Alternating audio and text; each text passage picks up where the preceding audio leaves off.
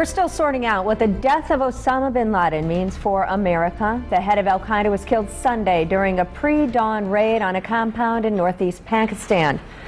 An elite group of Navy SEALs descended on bin Laden's hideout and opened fire, shooting him in the head and killing him. Nearly 10 years after his organization attacked America on September 11th. Joining us now is Jason Brozek, an assistant professor of government at Lawrence University, who researches and writes about issues of war and international security. Good morning. Good morning, Rachel. Now, Jason, let me first ask you, we've had about a day to digest the news of the death of bin Laden. What would you say is the best way to characterize the nation's reaction to his death?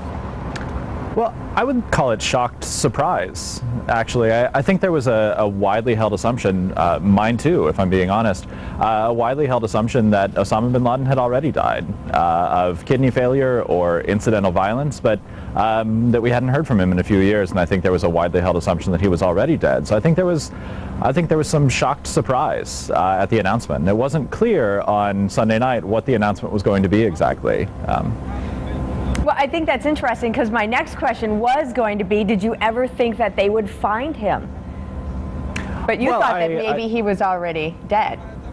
I thought that he was already dead. I thought that we were probably just about done hearing about Osama bin Laden. And so it certainly wasn't an unpleasant surprise. It was fantastic news and a fantastic victory for the United States. You know, some are wondering, this whole social media thing, you get a lot of people's opinions right away, and a lot of people say, how do we know that it was really him? And they're skeptical, even though the government has said we have proven it with DNA and family recognition.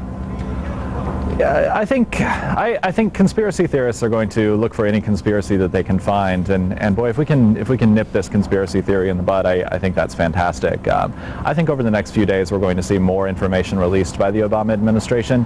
I wouldn't be surprised at all if in the next couple of days we see pictures of Osama bin Laden's body. I'm not convinced that that's going to change any conspiracy theorist's mind. I'm not sure that they necessarily rely on facts or information to form those theories. About those pictures, they are talking about when and if they should release them. What do you think? Do you think they should? I honestly, I'm not sure what good it would do to see the pictures of the corpse. I'm not sure that it would would actually provide any information for anyone who's not already in the CIA with their facial recognition software. I'm not sure that it would be cathartic for Americans to see Osama bin Laden's corpse. I think we have plenty of information to be able to trust the military on this. Do you believe there will be any retaliation? And if so, where do you think it'll come from, Jason? I actually wouldn't be surprised if we don't see any sort of retaliation. One of the things to know about Osama bin Laden is that his popularity, even in the Arab world, had been really heavily declining in the past few years. He certainly hadn't run the day-to-day operations of Al-Qaeda for many, many years. In fact, it's more accurate to say that no one runs the day-to-day operations of Al-Qaeda. It's a loosely aligned network of organizations that are sympathetic to one another but aren't a hierarchical organization. So we're certainly not going to see a massive organized hierarchical effort by Al-Qaeda to respond.